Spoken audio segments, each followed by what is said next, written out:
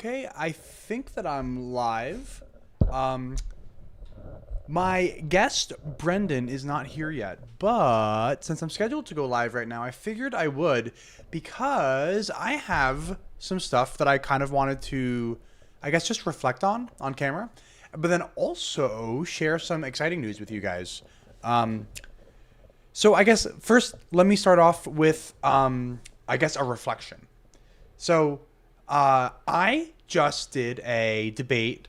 What's up, Jason? I just did a debate on Sunday. Debate, right? Like, that's going to be a loose, only in the loosest of terms here. But it was my first one, and I was proud of it, and I thought that it went really well. Definitely more informal. But I think, what's up, Rosemary? I think that, I liked it enough that I'm going to be doing more debates. I'm in the middle of setting up more debates right now. One of those debates is pretty set in stone. I don't want to reveal too much about it, but what I will reveal, and the only reason I don't want to reveal too much about it is because it's like this is brandy spanking new, like hot off the press. But the topic is going to be the anonymity of the Gospels. And I'm going to be taking I'm going to be taking the affirmative on that one. So I'm going to be arguing that the Gospels are anonymous. I'm debating somebody who I greatly respect, and I'm not debating on this channel. So those three things is what I'll reveal for now. I won't reveal on which channel I'm debating, and I won't reveal who I'm debating just yet. I'm going to, I haven't, told them that I'm even, teasing it yet. But I'm really excited for this one. Another thing that I will share is that, so I kind of saw myself as doing Catholic debates. And this isn't going to be, strictly speaking, Catholic. In fact, I'm probably going to be using Catholic sources to argue that the Gospels are anonymous, because the Catholic Encyclopedia makes the argument that the Gospels are anonymous, right? One of my favorite, or if not my favorite, scholar of the New Testament, Father Raymond Brown, argues that the Gospels are anonymous, and he was a Catholic priest. So this is almost going to be me representing the Catholic position on the Gospels, with my interlocutor representing kind of more of a fundamentalist position on the Gospels. But it's also funny because that's definitely the position that I think most of Catholic YouTube holds. If you ask most of Catholic YouTube, I think that most of Catholic YouTube is of the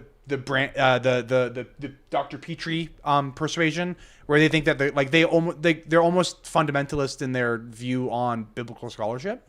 So it's going to be funny for me to be appearing on a different show, almost arguing like the mainstream Catholic Church. That's going to be an interesting experience. One that I'm looking forward to, though. I'm doing that debate, and I'm doing this debate that I just did, which I still want to reflect on for a minute, probably. But why am I doing all these debates? So, well, I guess first and foremost, selfishly, because I like it, so deal with it. But also, I want to build up a debate portfolio because I want to talk to people who have a whole heck of a lot more subscribers than I do. And not just because I want to grow my channel. I guess I want to grow my channel, but I'm not in this whole YouTube game because I want X number of subscribers or anything like that. I'm not doing this to make money. I'm doing it because I want to talk to people who are really well versed in this stuff, and I want to talk to the best and the brightest.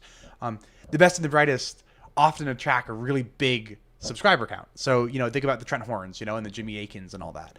I want to talk to them about this stuff. And I don't think I can do that necessarily with 333 subscribers, which, hey, I'm moving up. I'm super proud. And I also think that my 333 subscribers are really well earned. If I may pat myself on the back for a second, I am very much so not Catholic, and I exist in this really Catholic YouTube sphere. You know what I mean? So, I think of all of my subscribers as really hard earned, because I inserted myself into Catholic YouTube, and I'm not Catholic. So probably not a great idea from a channel growth perspective, but I did that for a reason, because I want to talk to the Catholic Answers types, Daniel's favorites. But can't do that until I have more subscribers. I think I could use these debates to get more subscribers. But more importantly than the subscribers, I think, is, 333 is half of the perfect number. That is very true. Thank you, Rosemary. I'm on my way. I think that's half of, depending on who you ask, I don't know if that number is perfect, but, and I guess really shouldn't all these religious channels have 7 subscribers? Isn't 7 the perfect number? Food for thought. But yeah, I want to talk to people like Trent Horn. And I don't mean to sound, I don't know how to phrase this. I don't mean to sound like full of myself or anything like that, but I think that I could have like a substantial conversation with Trent Horn. Like, I don't think that me and Trent Horn, I don't think that it would be, ex-Catholic embarrasses himself in front of Catholic apologists, right? Like, I think that me and Trent would be able to have a really cool conversation. And I don't mean that I would show him up or anything like that either. I just mean that I think that we'd be able to like bounce ideas off of each other in like a really constructive way. And I don't know, I just think that would be really cool. And so that's why I'm doing these debates. So that one debate on the anonymity of the Gospels, I'm really excited about. That's going to be in early July. I have other debates that are kind of like in the works. I have reached out to like apologists, because the person that I'm debating is probably not an apologist. But more details to come. But now, while I'm still waiting for Brenden, I guess let me just kind of tell you guys, like, let me reflect on my debate from Sunday with David from Catholic Versus. So I think it went really well. And I even think that we kind of agreed on a lot of stuff, which was like really exciting for me. I think that I was able to put forward my case in such a way that David pretty much said, with your ontology, everything that you hold follows from your ontology, so you're consistent in that sense. Which to me almost just sounds like, hey, if you don't hold the same presuppositions that I do, then yeah, you're good to go. And like I view that as like yes, like I did my job. I did my job. And Rosemary, I had Molly on me and she left. I don't know where she went, but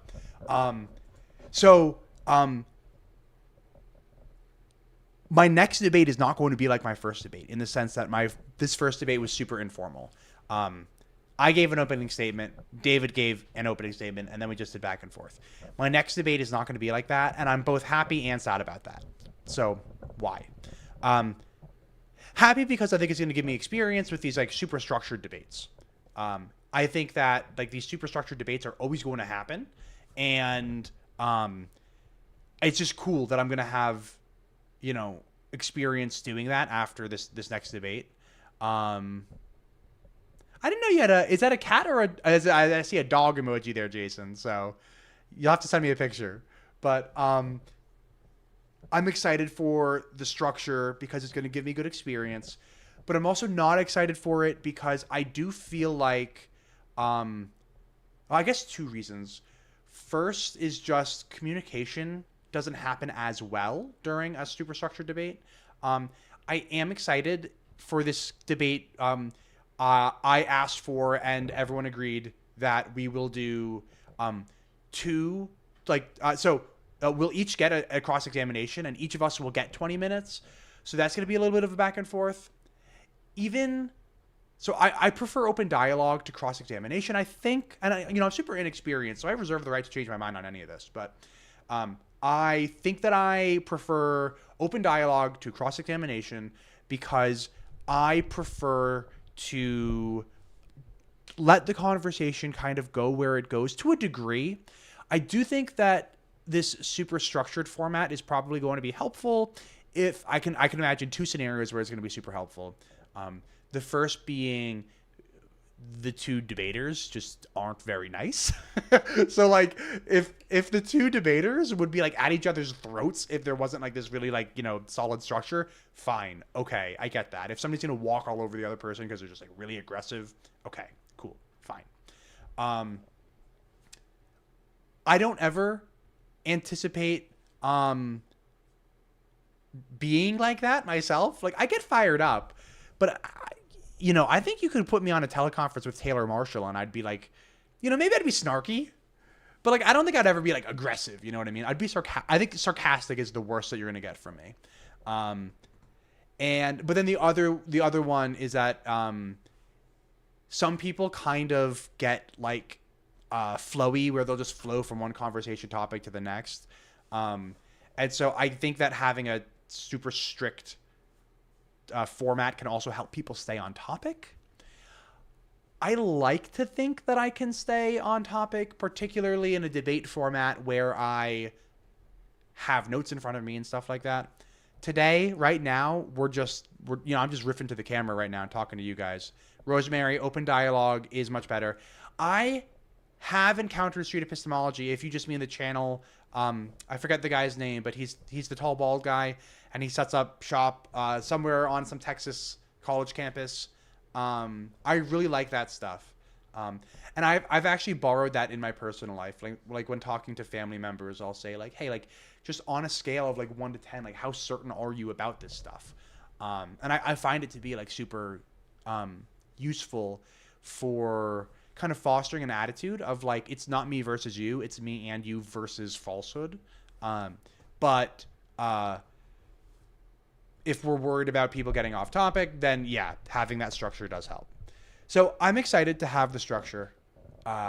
And Anthony Magnabosco, thank you. I'm excited to have the structure.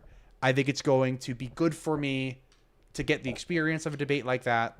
I'm already comfortable in front of a camera. I'm already comfortable talking in front of people. The only thing that I'm not super like familiar with is an official debate format, but I'm not worried about it. In case in case you guys, I think there's like 5 of us here, so if you guys want to get a sneak peek into like how I'm thinking about going about this debate, I'll tell you right now. So, me and my debate opponent discussed what do we mean by anonymity for the Gospels, and it turns out that we actually agree that the Gospels are internally anonymous, as in like the first line of the text is not, "Hi, my name's Mark and I'm writing a Gospel." So we already agree there. And there's Angus. Say hi to Angus, everybody. But if we already agree that the Gospels are internally anonymous, that's not going to be the thing that's in contention. What's going to be in contention is the external anonymity. So, like, do we have good reason to think that the Gospels are anonymous, even given the fact that the manuscripts that we have all have the official title, like, the titles that we have on them today. So that's going to be the way that I go. I own like ebooks from Father Raymond Brown, from Bart Ehrman, from like Dale C. Allison. So I'm going to be like reading those like as much as I can over the next month. I mean, I've like read them all already, but you know how it is with those like, kind of textbooks. You don't read them like front to back. You read like a chapter at a time when you want to know about it. So I'm going to be reading those, probably pulling quotes from it, and like putting together slides. So I'm really excited about that. That might impact the speed with which I put out videos.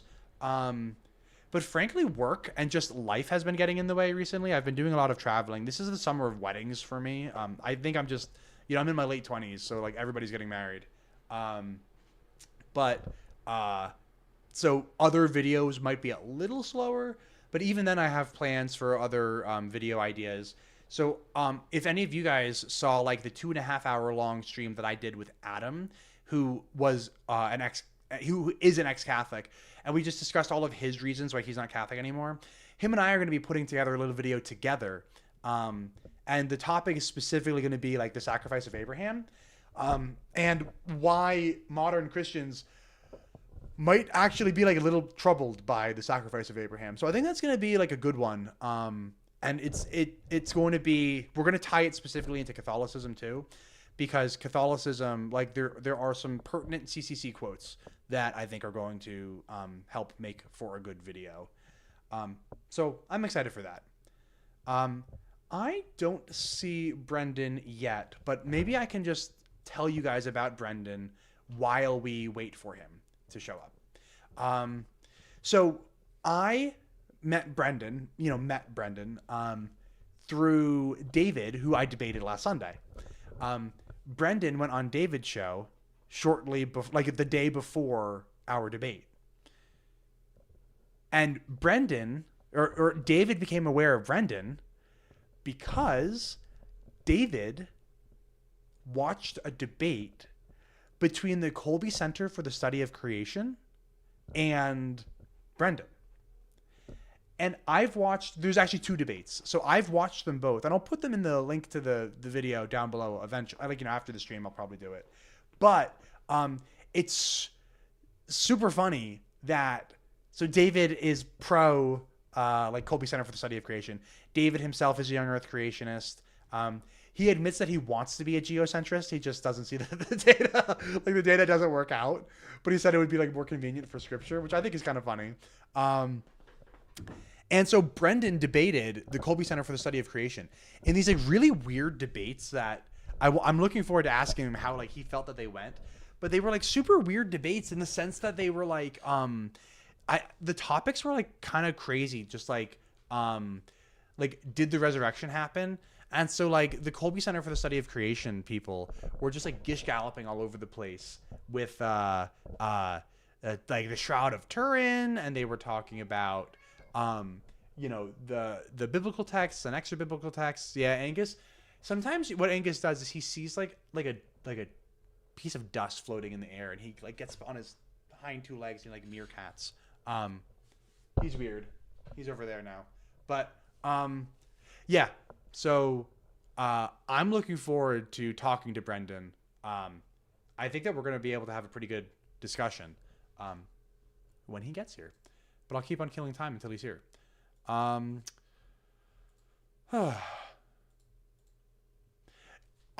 thing I do plan on doing today is kind of, and you know what? Maybe I'll even do this right now. Is maybe what I'll do is I will run through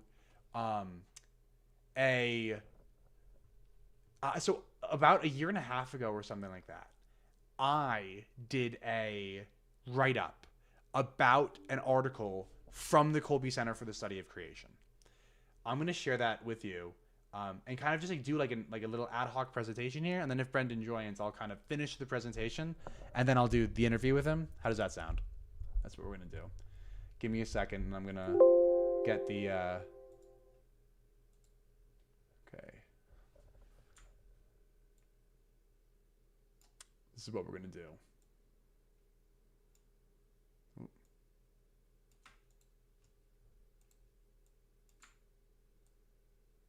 Work with me, people. Here we go.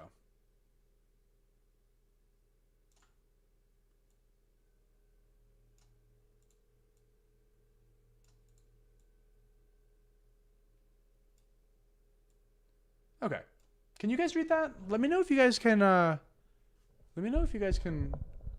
Yeah, Doge was over there. That's Reddit. I posted this thing to Reddit. The Debate a Catholic subreddit. So there's just Doges all over the place because that's Reddit for you. There we go.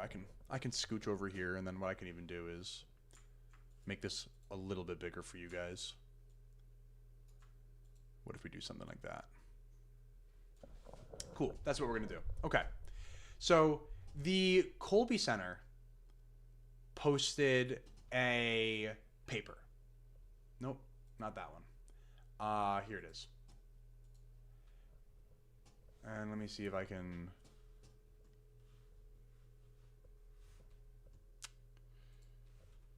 Can I just like zoom out a little bit? No, that's not going to work too well.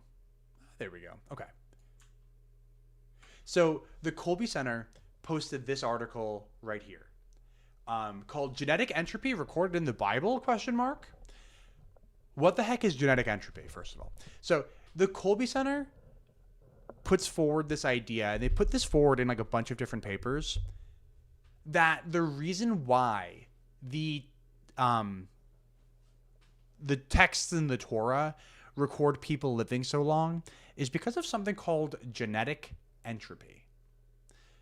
They start the article off by saying, there is a growing scientific evidence that the human genome is rapidly degenerating due to mutation accumulation. The book entitled Genetic Entropy by Dr. J.C. Stanford summarizes diverse scientific evidences indicating long-term human genetic degeneration. And so they go on, and then they list some of the ages of the patriarchs in the Bible.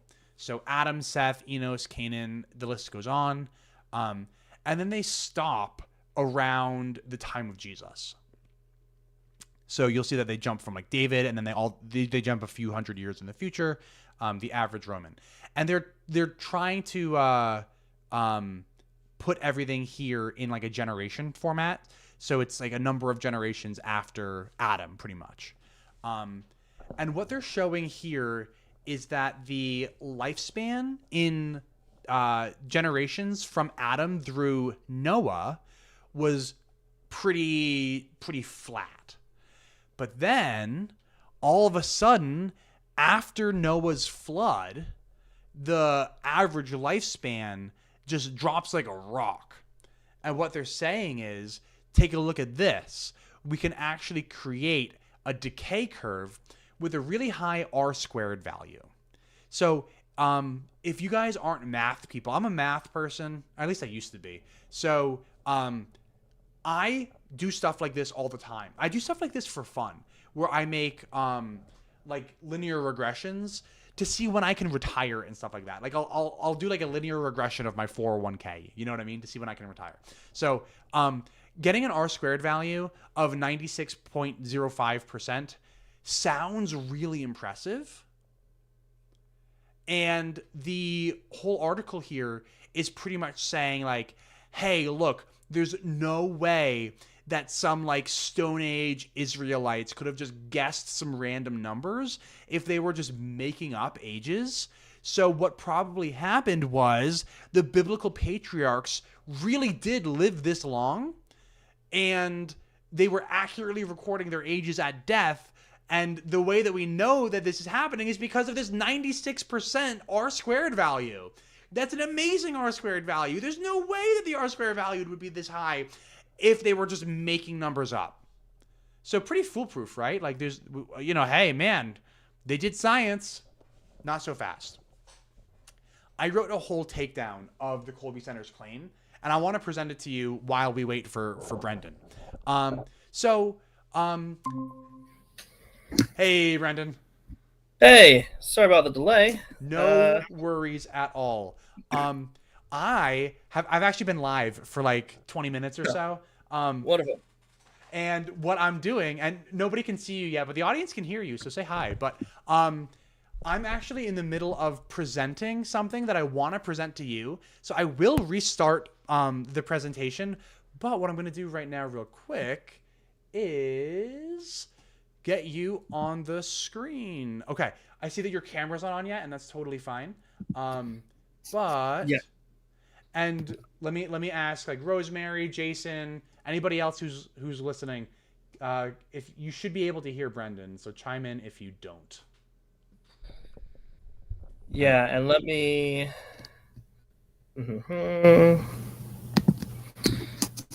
Actually, I can make this a lot easier on both of us by just switching this to this side and switching this to this side. Okay. No rush. No rush. Thank you, Rosemary. So, since I've started doing more YouTube content, I've moved around some things in my setup in my room to make it more streamer friendly. And some of them are still new changes that I'm experimenting with. I'm constantly experimenting.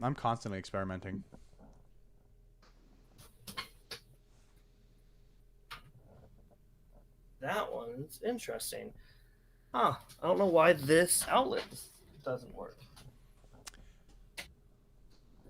Tell you what, while you're getting all set up, what I might do is flip back to the presentation just to give everybody a sneak peek. So I know it looks all funny now to you guys, but what I wound up doing was pulling some of my own data and graphing life expectancy, comparing that life expectancy to the data from the Kolbe Center, and then regraphing their data when they just don't conveniently leave out the pre-Noah patriarchs, which they do, and I'll explain that. But like, look at these graphs that I put together to compare against the Kolbe Center's data. Like, I went hard for this write-up, everybody. So I'm looking forward to.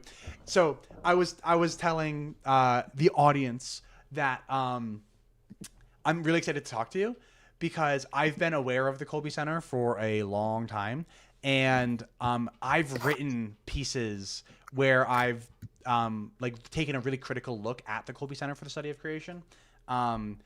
And I didn't know that they did debates, but I've actually watched both of your debates with them now. Okay. I wanted to ask you about that too, just like get your. I have stories to tell, good sir. Oh, I'm excited to hear them. Yeah. I apologize. I don't know why my camera's not coming on currently. That's okay. We'll figure it out. I'm not worried. That's my main thing. So I'll be continuing to work on that while you show them the things that we'll get into in just a second. Okay. I'll keep presenting this stuff. I'm just gonna let's see. Can I make this look? There we go. Okay. So I know it's gonna look like a little bit small to you guys, but I came up with 3 different objections to the data from the Kolbe Center. So the first objection is that the Kolbe Center's claim doesn't actually work for the most accurate data that we have. What do I mean by that? So the claim from the Kolbe Center is that genetic decay is what's responsible for the crazy drastic changes in life expectancy during the time from, Adam to David. And they came up with that graph. Let's take a look at that graph again. Here it is with that really, really impressive 96% R-squared value.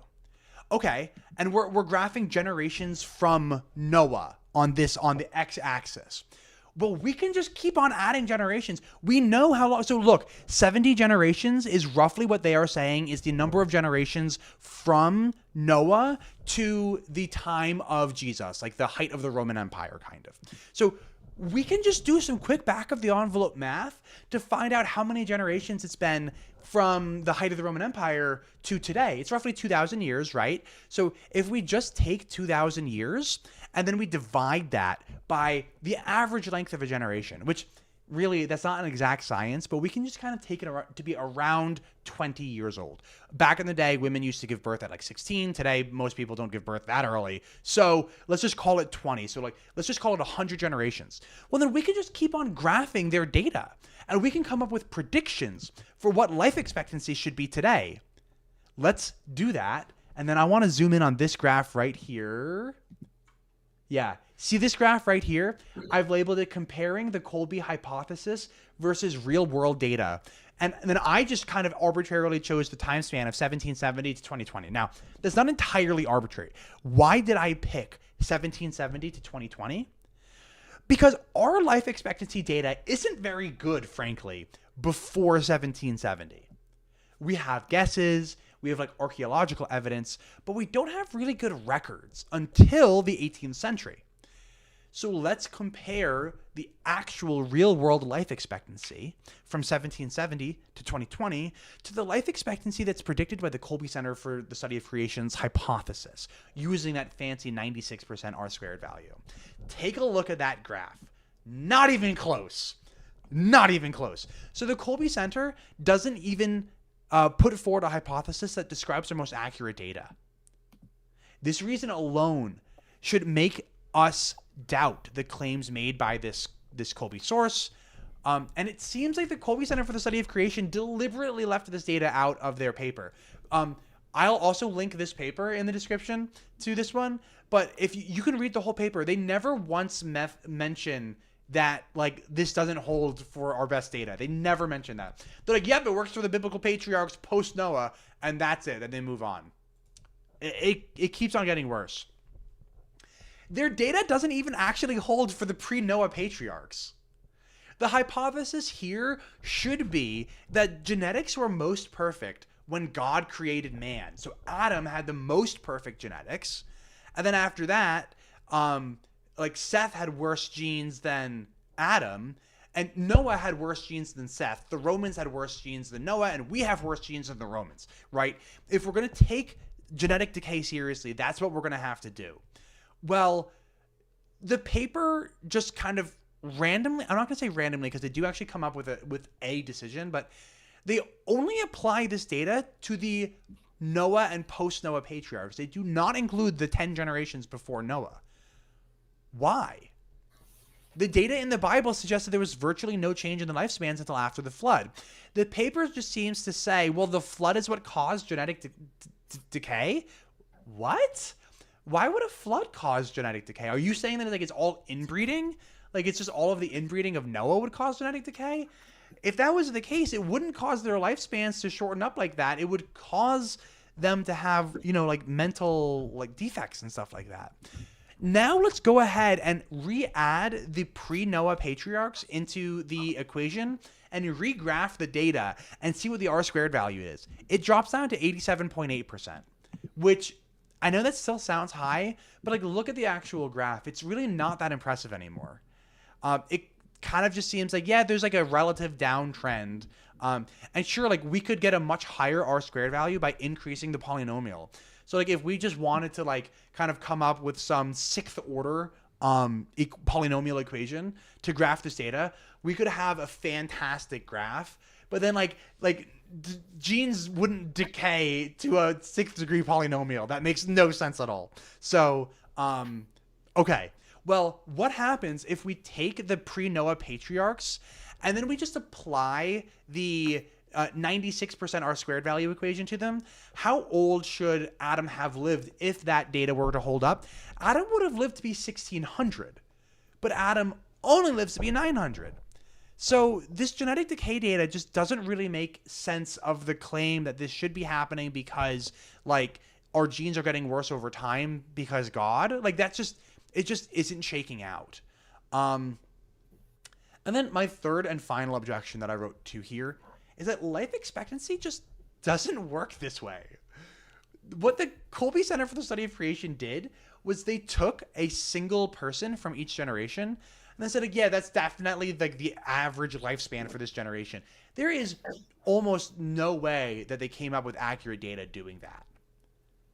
There are a ton of things that are going to mess with the lifespan of any single person. So diet and exercise. If you have one person who just doesn't take care of himself, and then that's the one person that you pick from that generation, you're going to screw up your data if you think that that one person is average, right? How about something like war? If you have a war, that could screw up an entire... Like, do the men who were in their early 20s in the 1940s, like, did that generation have a shorter life expectancy than the rest of us? Like, well, technically, yeah, because a lot of them died young because of World War II. But there was nothing different about their genes. Their genes weren't decayed versus our genes, which are superior. That's just not the case. This isn't how genes work. This isn't how life expectancy works. And the whole premise of this article is just frankly nonsense. And then I just want to read the conclusion of the Kolbe Center's piece, because I think that the conclusion of this piece is a clear giveaway as to what kind of piece this is. The conclusion reads, "Our primary conclusion is that lifespan data strongly supports the historicity and veracity of the Bible, and in particular, the book of Genesis. Likewise, the biblical data strongly indicates that the emerging scientific evidences of genetic degeneration in man are correct, and that genetic entropy is very real. Genetic entropy is the antithesis of evolution and powerfully speaks of the biblical fall. All of this points to the desperate need for the redemption of mankind and all creation." This should be a clear giveaway. This is a theological piece of writing. This is not a scientific piece of writing. the science is poor and the theology is clearly leading the science instead of the science leading the theology. So that's my 2 cents on this one Kolbe Center piece that I dug into. And Brenden, if you didn't have my stream up, you probably didn't see what I was presenting, and that's totally fine. I'll send you the whole write-up after. But yes, please. Welcome to the non-traditional Catholic. That's kind of what I call my teeny tiny little YouTube show. Love it. I'm really excited to talk to you.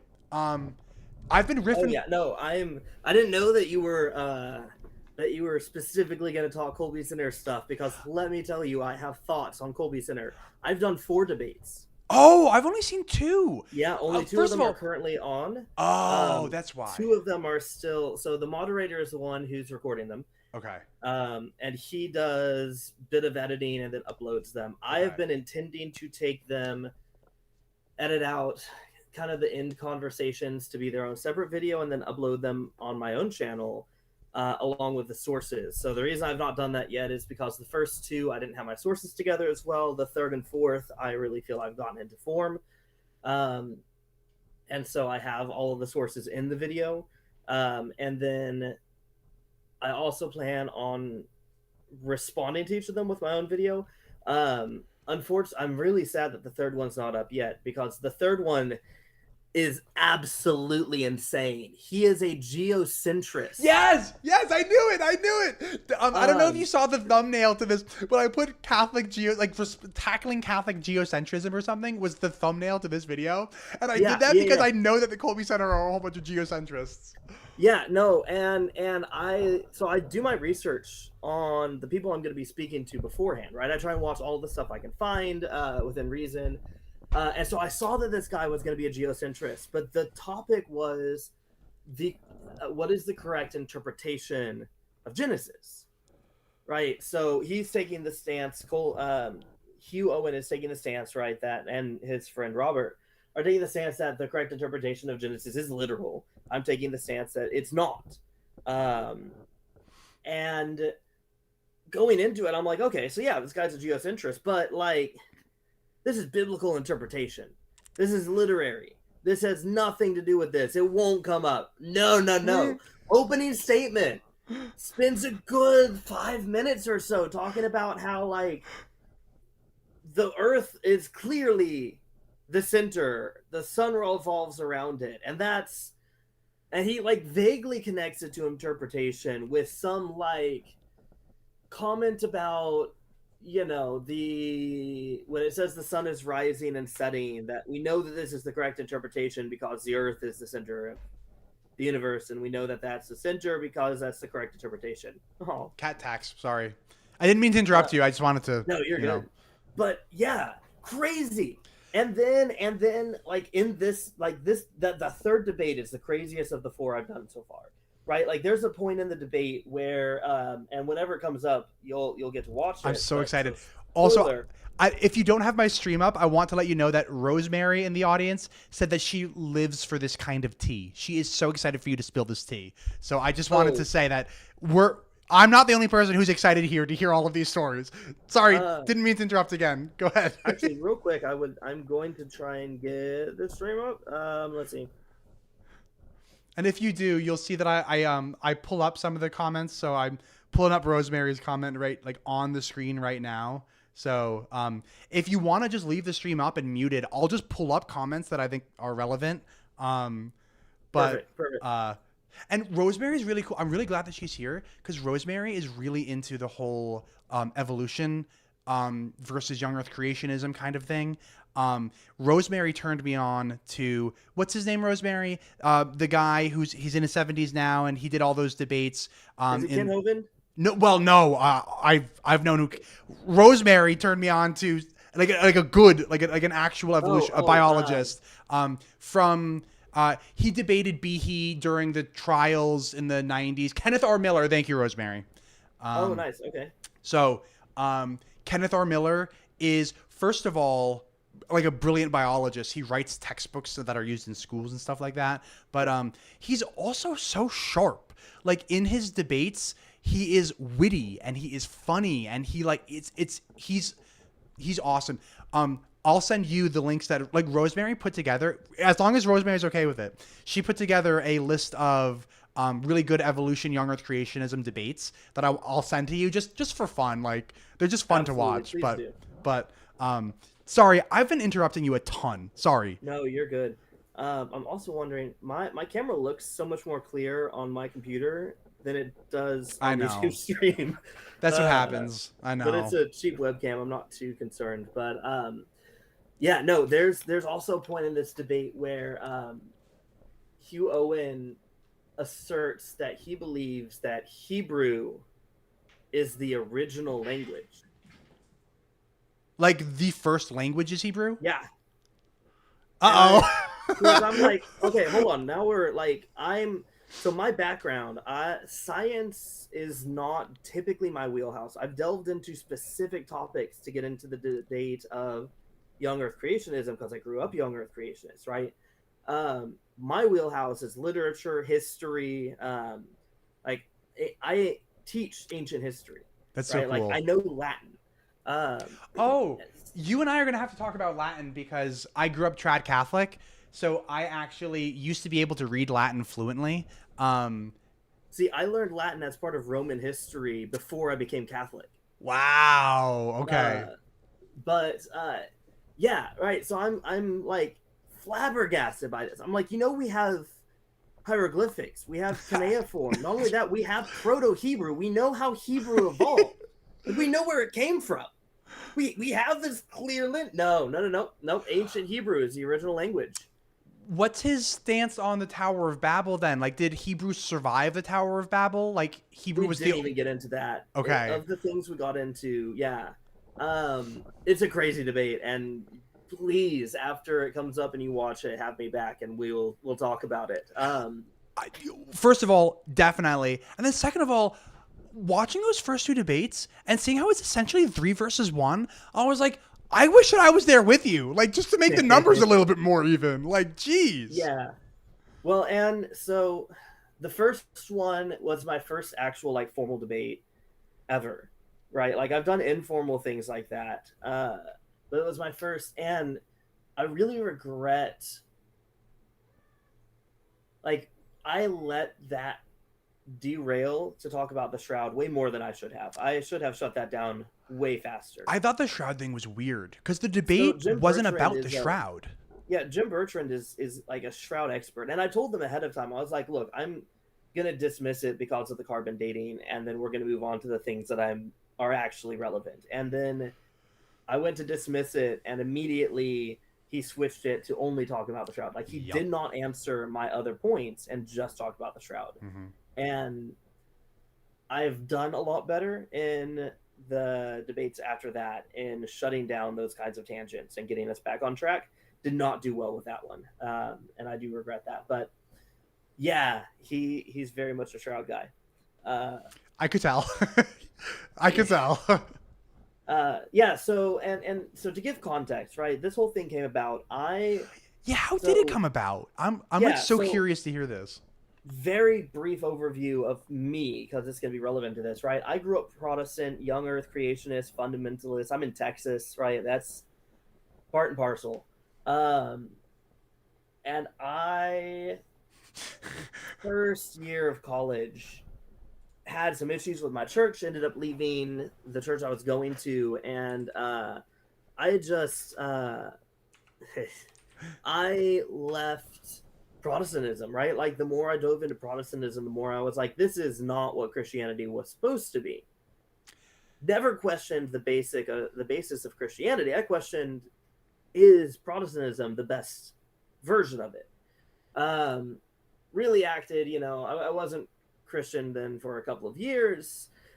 Met some trad Catholics who got me into Catholicism. I became convinced, and still am, that Catholicism is the most accurate form of Christianity historically. I was Catholic for a few years. And were you trad Catholic for a few years, or were you just kind of like? I never went full rad trad. Okay. I liked the traditionalism, but I liked it because it was familiar with the Protestant stuff that I'd grown up with, and because I already knew Latin, right? Okay. But I still like I went to things that were charismatic Catholic. Oh, wow. Okay. I was engaged to a girl who was much more charismatic than traditionalist. Okay. Like speaking in tongues and all that? Like, Yeah, yeah. yep. Okay. So I was comfortable with both. Ended up the engagement fell through, and there was just a whole set of circumstances that left me with a lot more time on my hands, and kind of in a position where I really was questioning my life decisions. And with that, I had a couple of small questions about my faith. Like it was like, hey, how is hell just, and how is genocide just?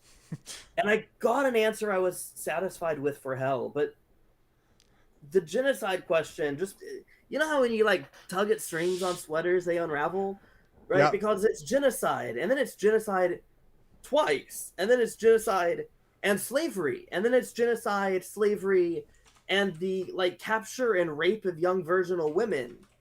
And next thing you know, you have to essentially have this view of the Old Testament where either this God is not good and loving, or the Bible is just not inspired. And so that sent me from there. I was like, okay, well, the Old Testament can have issues, but Jesus could still have like come, died, and rose from the dead. Dove into the New Testament. Oof, lots of issues there. Okay, God exists though, right? Like we know this. Dove into philosophy. Oh, hey, this is actually not all that clear. And then dove into personal experiences and very quickly threw those out because everybody's having the same in all religions, even though they're contradictory.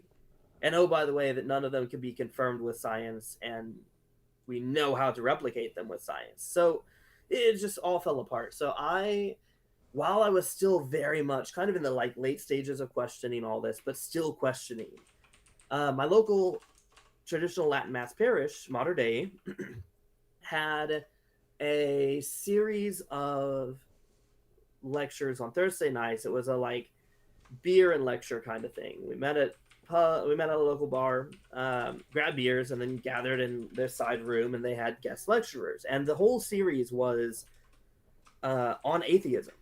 And specifically, it had a little thing where it said, hey, if you're atheist, feel free to come. And I was like, cool, I'm more atheist than Christian at this point, but I know this parish. I have friends at this parish, and this seems just right.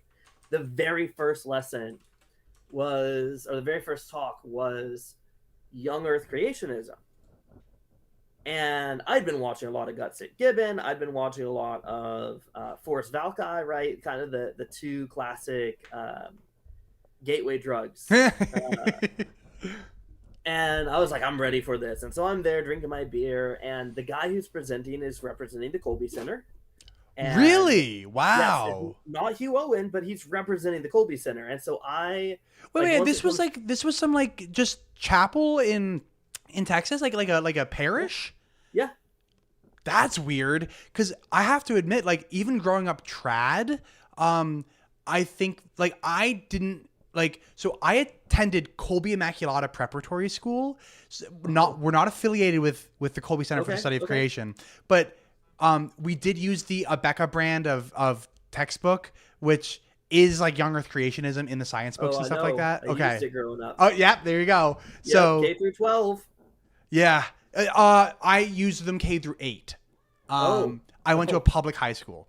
It doesn't get better in high school. I didn't figure it did. But I'm shocked that the Kolbe Center was at like some kind of just like plain old parish, because I kind of relegated the Kolbe Center to like the SSPX and the SSPV, and like that's kind of it. So, yes, here's the thing. Number one, it is Fraternity St. Peter. What's that? FSSP? Yeah, and that's how I grew up, was FSSP. Yeah. Mm-hmm. So the guy who's in charge of the young adults ministry, right? His name's Dan. He's actually the moderator on our debates.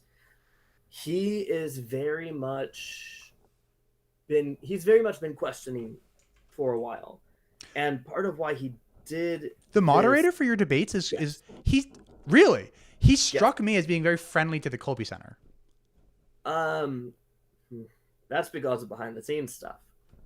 Okay. Sorry. I keep interrupting. I'm sorry. Yeah. We'll get to that. Don't worry. Interesting.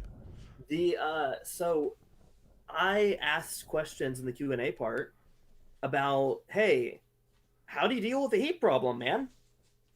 Right? Like the heat problem, it exists. It's a problem. How do you deal with it? And by the way, how do you deal with the obvious human evolution that we know, right? Like Yeah. Australopithecus, Ardipithecus africanus, like just like how do you deal with these? And I impressed both of them enough that like after the Q&A, they were both like, "Hey, let's talk." Wow. And so Dan, that's what gave Dan the idea. Hey, we should have debates, and this guy is asking all of the questions I've been curious about. We should have him and the other side, right? And then I came to the others in the talk, right? The second one was actually older creation, right? Like the second one was the other side of that coin, and then the rest of them. So I got to know Dan and the Kolbe Center through that. So that led to Dan putting together, hey, Hugh Owen, we'll get you in touch with the guy who's in charge of this, and we'll see what we can do. Man, so you were just kind of like in the right place at the right time, and you saw these people in person, you asked the right questions, and wow, that's kind of crazy. Yep. So they like talks started happening, and we really worked to we worked to put it together. We put together. So before any of the debates, right, there were emails back and forth in which we established the format of the debate, and we established 10 topics over 10 weeks. Whoa! Wow. Yeah. 0 to 60 real fast. Yes. Hi, that's me. In fact, I can tell you. Never done a debate before. Signing up for 10 debates. Yes. Oh, I was so excited. And this was an open conversation to establish the topics, right, in which both sides of us, we were given the topics ahead of time, and we were asked to discuss them, and we solidified them only after both of us had agreed. It's going to be super important in a minute. I'm trying to see. Oh, here we go. Yeah, so the two that you've not seen yet are whether traditional age creationism is the correct interpretation of Genesis, and whether dinosaurs were alive less than 10,000 years ago and coexisted with man, right? So I've done those two. The next one we're supposed to do is whether the God of the Old Testament is good and just, whether there are contradictions in the Bible, whether the problem of suffering disproves the existence of an all-knowing, all-powerful, all-benevolent God, and whether the fossil record supports or refutes evolution, right? So we went from the 10 down to, I think that's 8, yeah. But in the process of doing these debates, Hugh has become very frustrated with me. He got very frustrated at my comparison of the resurrection appearances to Elvis, right? In which I just used Elvis, like people seeing Elvis after he's dead, as a way to say, look, we know that this happens. If it happened back then with everything else going on, it seems completely reasonable that they could take this way, right? Ooh.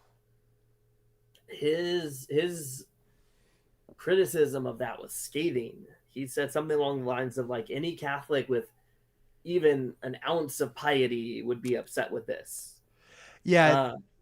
My experience of these kinds of people is that they get very offended if you say anything that's like at all, unkind towards their belief, Yeah. And like it would be just as bad if you made a comparison to post-death appearances in antiquity, honestly.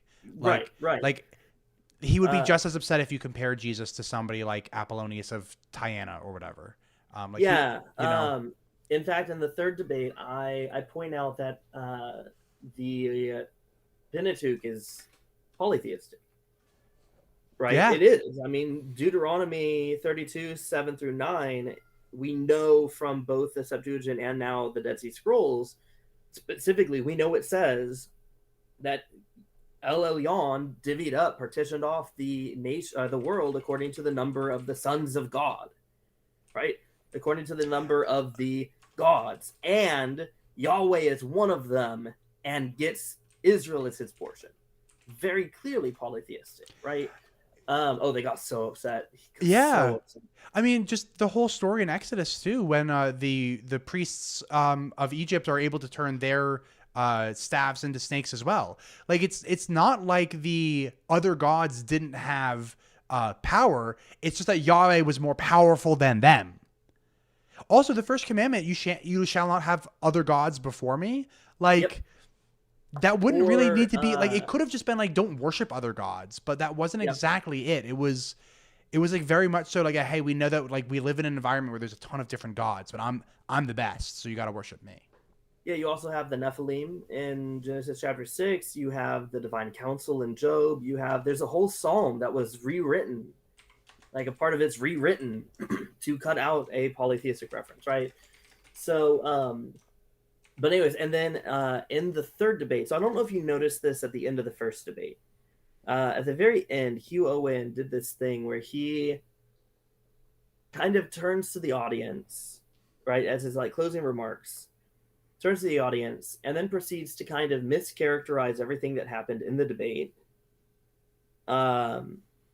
Says things like I'm ignoring the other 4 tests about the shroud to favor mine, even though I had demonstrated that the other 4 tests were just unreliable. Right, like I had discussed that I knew, having looked into those, that they were unreliable. Right, like things like that felt very dishonest in their framing. Dishonest from the Kolbe Center for the Study of Creation? No, right. No. He does this in the third debate. Okay.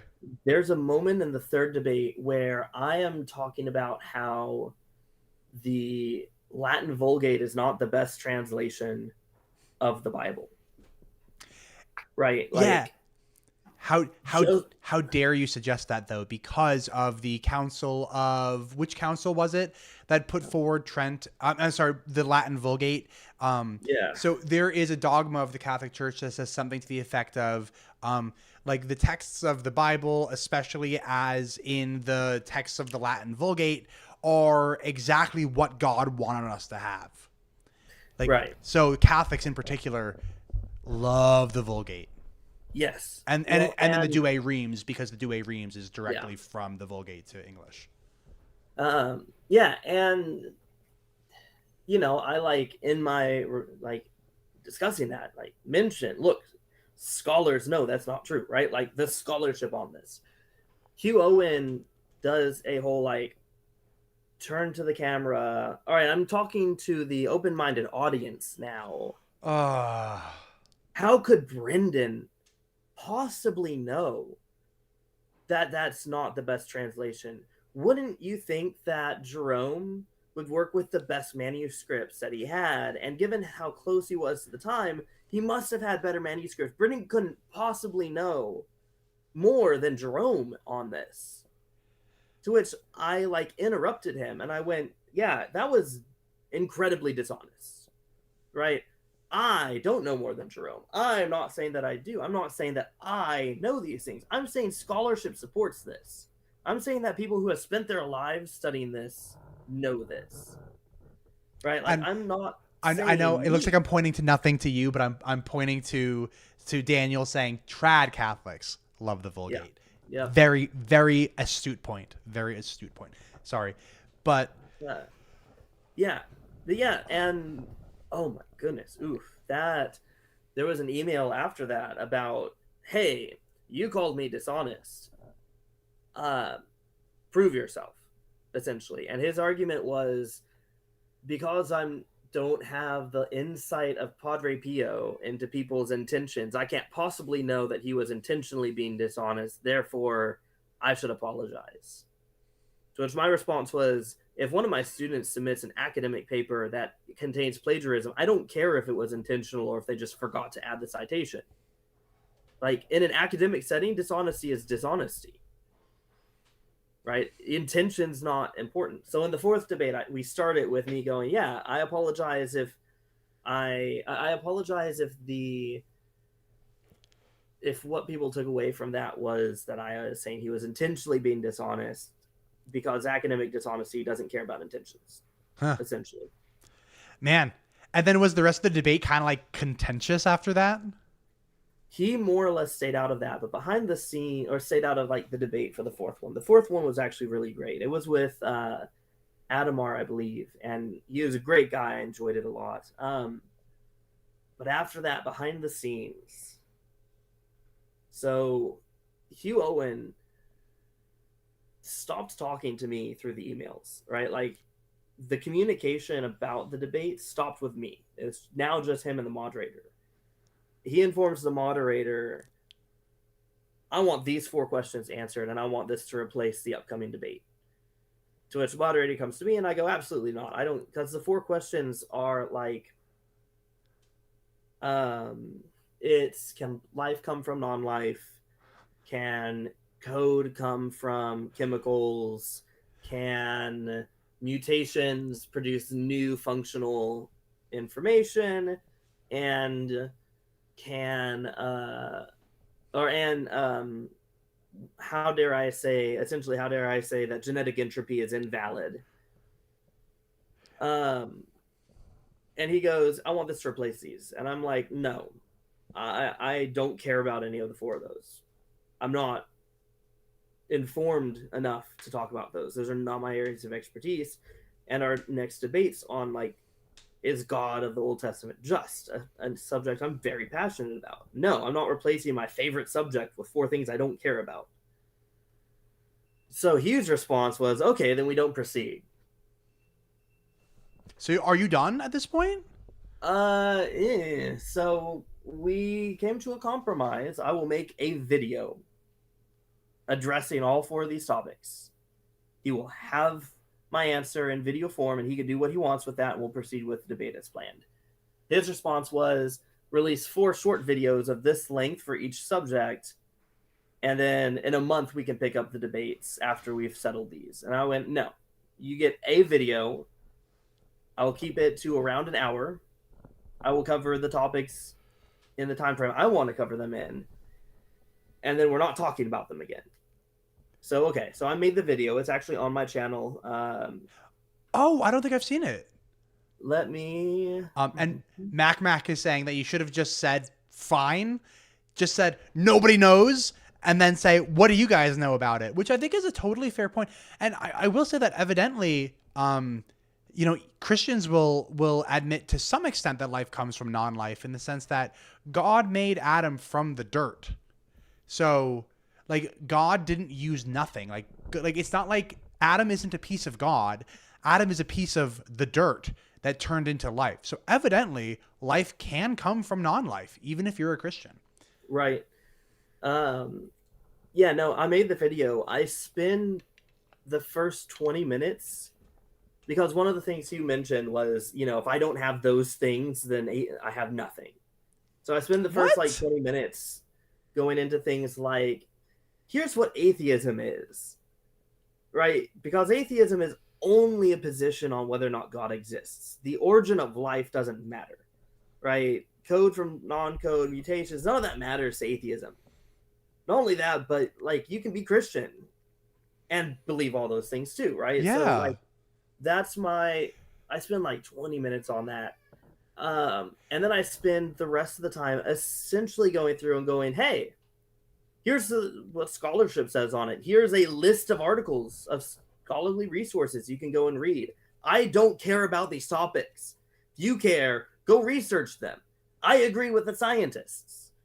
Here they are, right? For the record, Kenneth Miller, the guy that Rosemary turned me on to, the guy who debates Behe, the guy who is very much so an evolutionist, is actually Catholic. So, like... oh, clearly, I will say that I do see some kind of tension between Catholicism and evolution, at least like full evolution. Because like if you want to be Catholic, you do kind of have to believe in like theistic evolution, where like, well, at some point God imbued a soul into the first human, and then we're all descended from that first human somehow. So there's still good. We have a good question for you. So, Faith Because of Reason asks, why do you care what scholars and scientists say? I can answer this question, but it is directed at you. So I'll give you a crack at it first, and then I'll add my 2 cents after. Yeah, right. So anyone can be wrong about any topic, and that includes scholars and scientists. However, there are checks in place to reduce the amount of wrongness that's allowed into scholars and scientists, right? The peer review process is designed to help check to see whether or not there are errors. The peer review process is not perfect.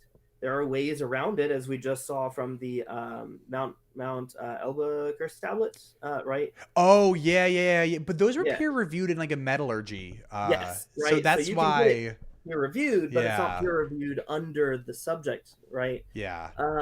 Or as I have seen with Answers in Genesis, they had an article that they peer reviewed, but the person they had peer review was the person that the article was critiquing, right? So it's not unbiased peer review. Yeah. So there are ways around it. It's not a perfect process. However, good peer review, right, from a reputable journal that takes decent steps, and you can see those that have transparency, are going to be challenging everything in that article.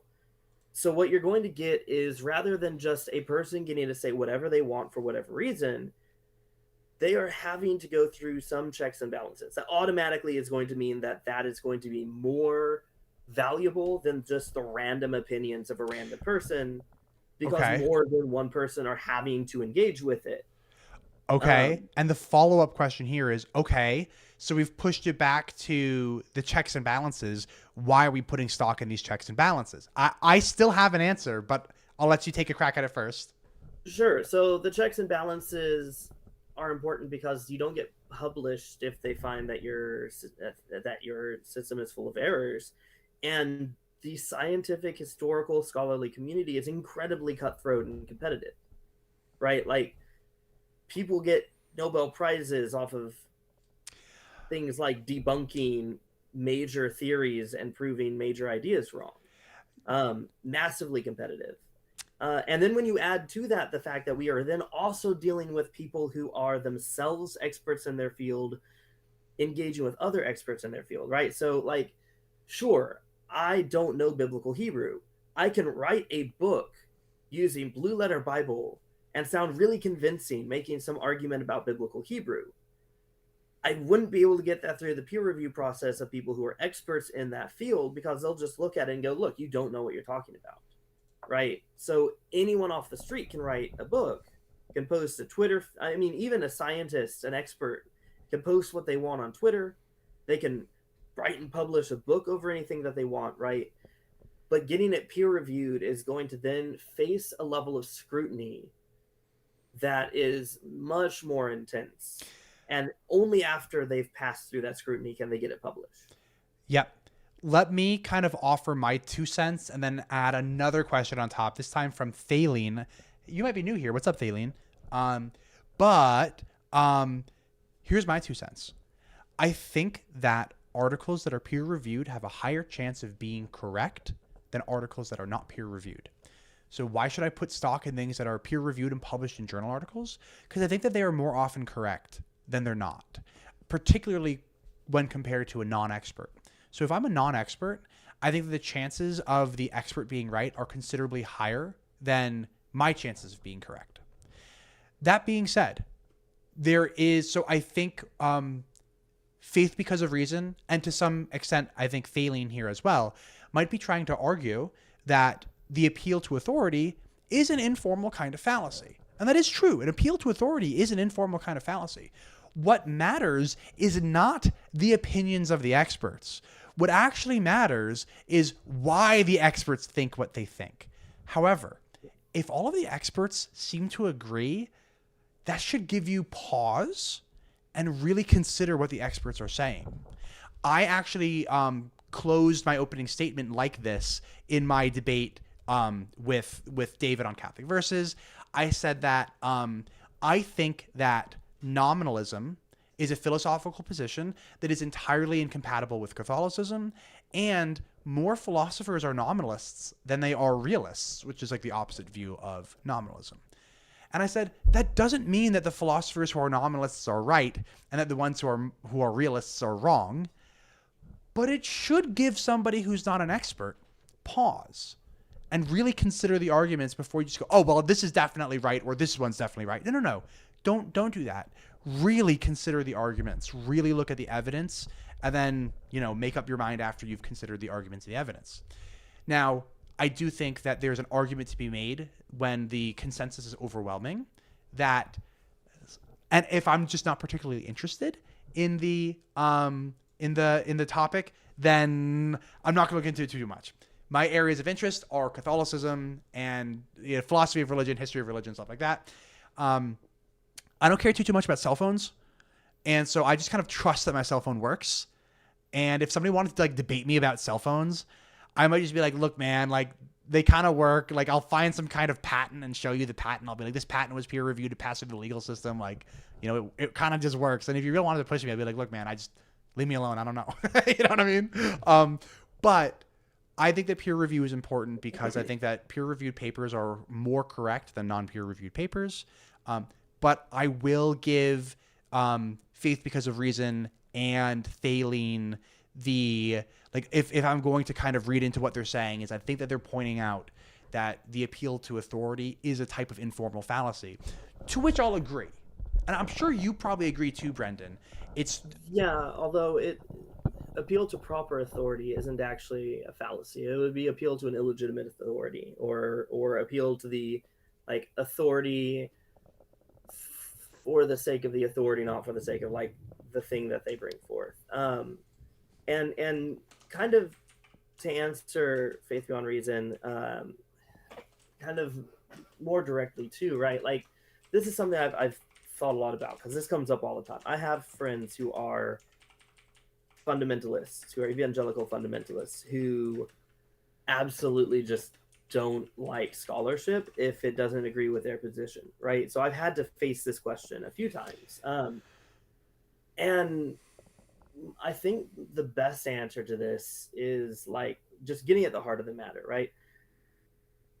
Yeah, okay, reasoning is flawed, tests can be flawed, people can be flawed, experts can be flawed. So what is our best way to know things, right? Because we can also be flawed.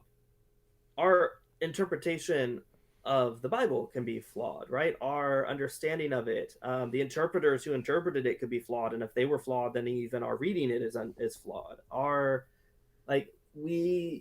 people who are religious, they believe that most of the world is flawed because they are believing a different religion or a different form of religion than they are, right? So, okay, sure, yes, everyone can be flawed, and in fact, statistically speaking, most people will be.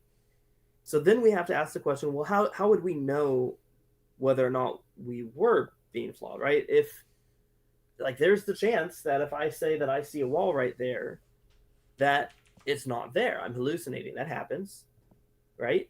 I could be dreaming. It could not be real, right? So how would I check to see if that wall were there? Well, I'd have to go and interact with it, and I would have to get other people to interact with it. Now, is it possible that all of us are hallucinating? Sure. But it starts to become a lot more difficult. If what you're wanting to say is this is where the error starts to come in when we start talking about this through a religious view, because the answer that I would get from my inerrantist friends would be, well, the Bible needs to be the baseline, right? Well, okay, why? Under what conditions, right? You can't just presuppose your interpretation of the Bible is true. How would we know? How would we test it?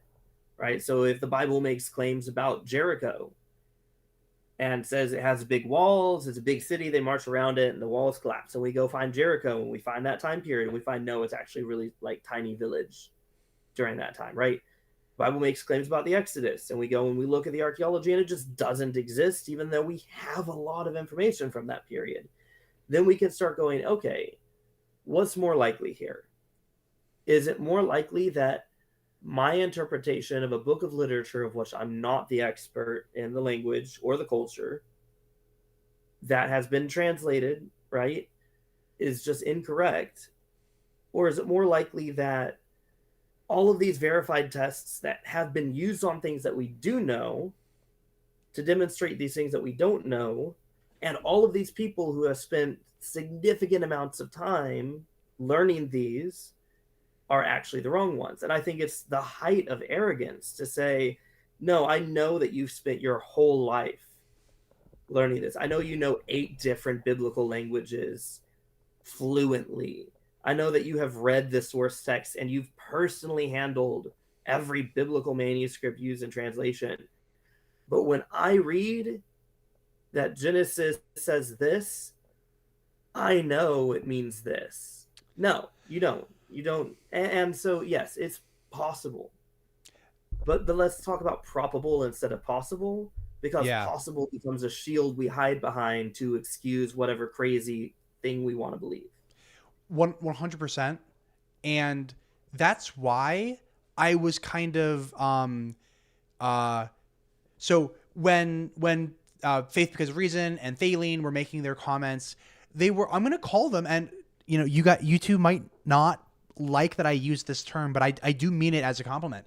You were being skeptical. You were being skeptical about your sources. And that's a good thing. You should be skeptical about your sources. I am a firm believer that some percentage, I don't know how much, but some percentage of the science that is done today is shoddy science. In particular, I think that this is true in soft science fields. So just so everybody knows, I attended the New Jersey Institute of Technology. I have a chemical engineering degree. I work in big pharma. So I do science. Like, science is my jam.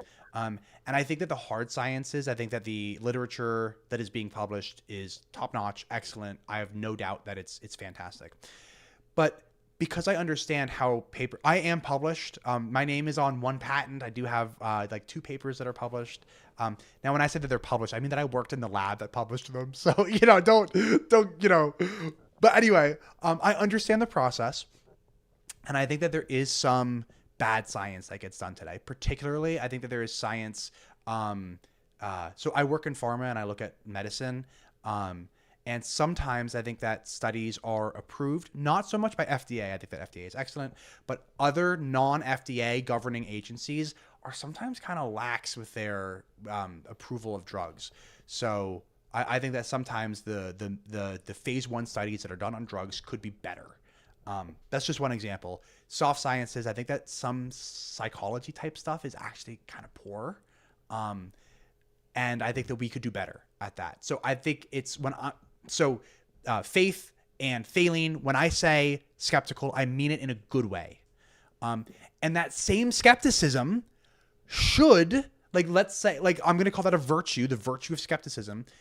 Your friends who are super kind of evangelical and literalist about the Bible, if they had that same level of skepticism that Thaleen and Faith Because of Reason were kind of speaking to, I think that would prompt them to be less literalist about the Bible, probably. So that's just kind of my thoughts there. More questions coming in from Faith and Thaleen. So I wonder how Brenden determines that these tests are verified. Yeah, I saw that one. I was going to answer that real quick too. See, this is one of the really nice things about peer-reviewed research that you don't get in just books, tweets, random blog posts, right? Like, a peer-reviewed paper will tell you how it was verified, right? So you don't have to just guess. You don't have to just kind of hope for the best, right? And I've looked at a lot of young Earth creationist research articles, right, where they've published within their own research journal, and they talk about verification. Great example. One of the debates I did was it used one of the Kolbe Center papers on dinosaurs being carbon dated.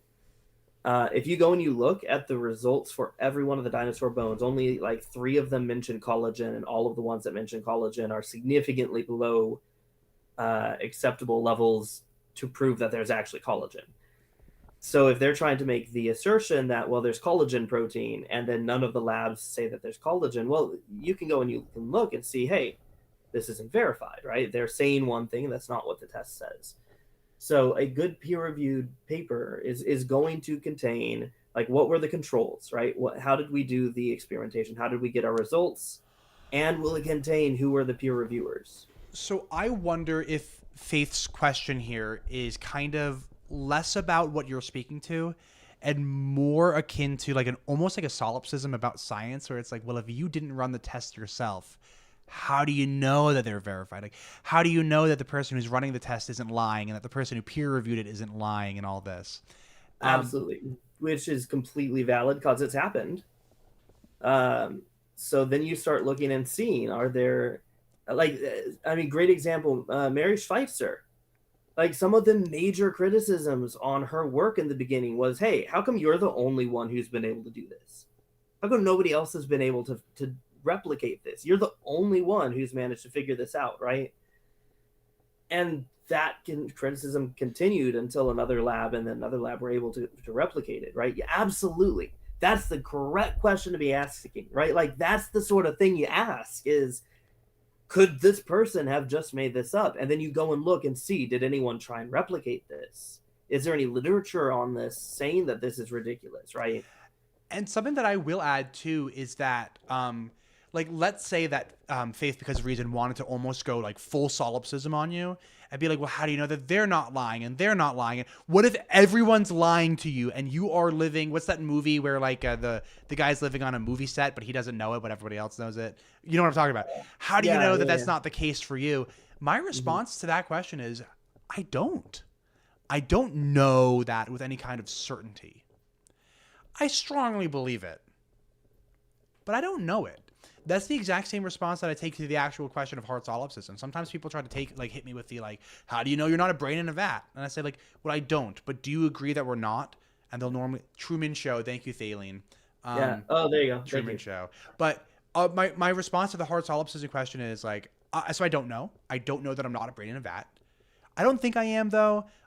The way that I acquire new information seems like it comes from outside my brain. So for that reason alone, I'm not a hard solipsist. Are you a hard solipsist? No, you're not? Great. Can we just move on then? Like, that's kind of my 2 cents about this. So my response to something like, well, how do you know that they're being verified? Are you literally doing all of these experiments yourself? My response is, no, I am not doing all these experiments myself. I have done some of them, though. As part of my engineering degree, I worked in labs, and I took labs, and I did a whole bunch of these experiments that, like, these were kind of like famous experiments done throughout history and stuff. Nothing that we were doing was groundbreaking. But I synthesized chemicals and stuff like that. I designed a car, like a chemical engineering car, a car that runs off of a battery that we powered with like a salt bridge and an acid and a base. It was kind of cool. So I know that this stuff works because I've done it, but that's in a very specific field, chemical engineering. Outside of chemical engineering, no, I have not personally done a single one of those experiments. However, these are published in journal articles that I tend to trust. But do I know that all these people aren't in on some kind of massive conspiracy? Nope, I do not. However, I think that the chances of that are fairly low, and so I believe it anyway, even if I don't have perfect knowledge of it. That's kind of my 2 cents. And for the record as well, right? Like, that is science. That's the reason you don't prove things in science, right? The highest classification in science is a theory for a reason, right? Although that is our best hypothesis with all of the information, and although we can have enough information that we can go, okay, this is, pretty much certain. You don't prove things in science. There is always the chance that our understanding is insufficient, that parts of it need to be refined and reformed, right? There's always that chance. So that question of, well, how do we know it's verified? That kind of skepticism is the heart of science, right? Like, the whole of the like science field is built off of the idea that, yeah, absolutely, go check, challenge it, see if it's wrong, and if you find the same thing, then great, now we have more evidence to add to the pile. And if you find that it's wrong, great, now we get to start a conversation about contradictions to this and issues with this problem. Yep. Exactly. And if your processes in doing that are incorrect, then people can point that out to you and help to correct your position, right? Like that is the point of scholarship. Yeah, 100%. 100%. This was a super valuable and huge detour that we took. So we kind of got away from the whole Kolbe Center thing, and we started actually talking about evidence itself. But if you don't mind, I wouldn't mind going back to the Kolbe Center, because I think that you weren't done with the story. Oh no, I wasn't. Yeah. Yeah. So that was kind of where the so yeah, he wanted me to post a video. I was like, okay, fine. My big problem was that we had discussed the topics together. We had decided on the topics together. We had decided on the schedule together. And then in private emails to the moderator, to Dan, Hugh insisted, essentially hijacked the course, right? Like cut me out and said, oh, no, we're changing the schedule. We're adding these topics. And when I protested that I wasn't comfortable with that, I'm not comfortable with those topics. I don't care about them enough to like summon that ADHD hyperfixation that I would need to get the information. And I don't care about the topics enough to want to spend that time. I'm not an expert in the field, right? I was ignored and informed that no, this is what we're doing, and you are not allowed to go over an hour, or the debates just don't continue. So I made the video, and keep in mind, this is not the first time he's like. By this point, we have already dealt with the "you called me dishonest on a stream, you need to apologize." So did the video, and then yesterday, literally, this is so fresh that this is like I've not actually read his response to my email. Ooh, wow! So this is literally breaking news. Yeah. Yesterday, I sent an email and went, "Hey, here's the link to this YouTube video. Here is my response to another topic that we had been on about whether Augustine believed in a literal creation, right? Literal Genesis." And ended that email with, by the way, I do not appreciate that you hijacked this to, right, cut me out of the conversation, ended discussion, informed us that I had to do this despite the fact that I was uncomfortable and said I was uncomfortable, right? Like, this was shameful, and you should be ashamed of yourself. You are representing the Kolbe Center in this, and this is how you acted. Kolbe Center's a joke anyway, but continue. Sorry. Sure. Well, and yes, yeah. And some of the people that he's brought on for me to debate have been incredibly nice people, right? Like Dr. Mark and Adam are people that I would absolutely go grab a beer with. Of course, we also had Robert and his geocentrism. That's what I'm talking about. Yeah.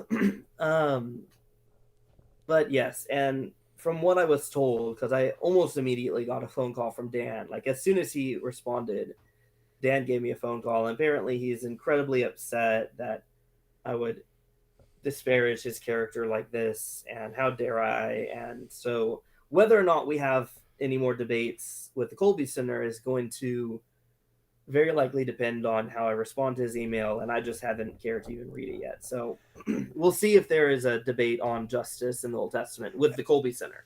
Kolbe Center, if you guys want your crack at me, I'm down. But I will say that I think that we should debate on a third-party platform. Like, for instance, like I think that some kind of like third party that's like a Catholic but not young Earth creationist style channel would like host us for a debate or something. You know what I mean?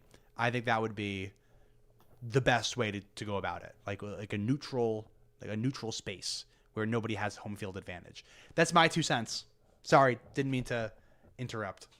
Oh, you're good. I mean that's more or less it, right? Like that's as current as it gets. So that's I mean, that's the story in a nutshell, right? Like, I intend, whether we continue with the debates or not, I do intend to make videos at least with my opening statements for the next two topics, because I think that, or sorry, specifically the justice topic and the contradictions topic. Um, Frankly, I don't anticipate, if we do the justice topic, that there will be a debate after that, anyways. Given that I am going to unambiguously call God an absolute moral monster that is, abhorrent in every way, and then proceed to demonstrate that the whole like moral argument that Christians often make is itself vapid and empty, right? Like, they don't believe the moral argument. If they did, they would still think slavery is fine, right? The fact For that they the dis so well, that the Kolbe Center probably does think that slavery is fine.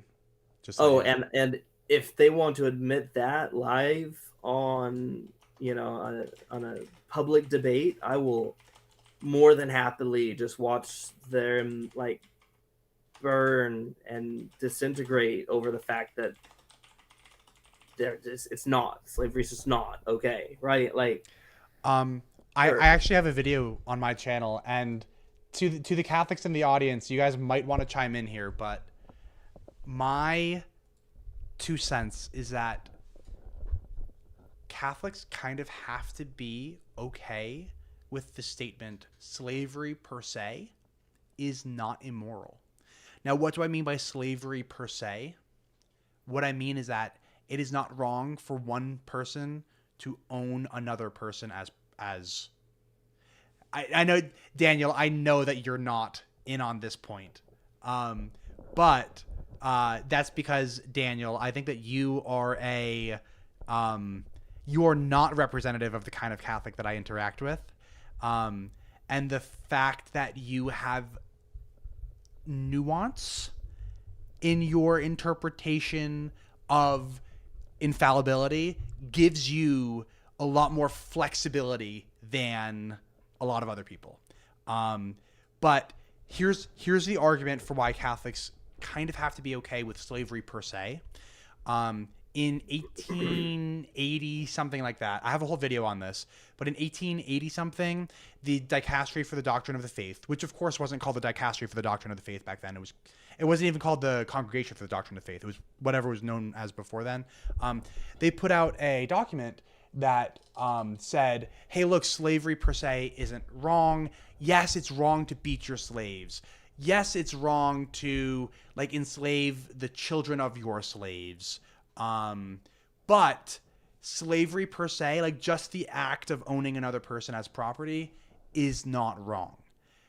The Dicastery for the Doctrine of the Faith is a body that pretty much all Catholic theologians would insist carries the charism of infallibility per the ordinary magisterium.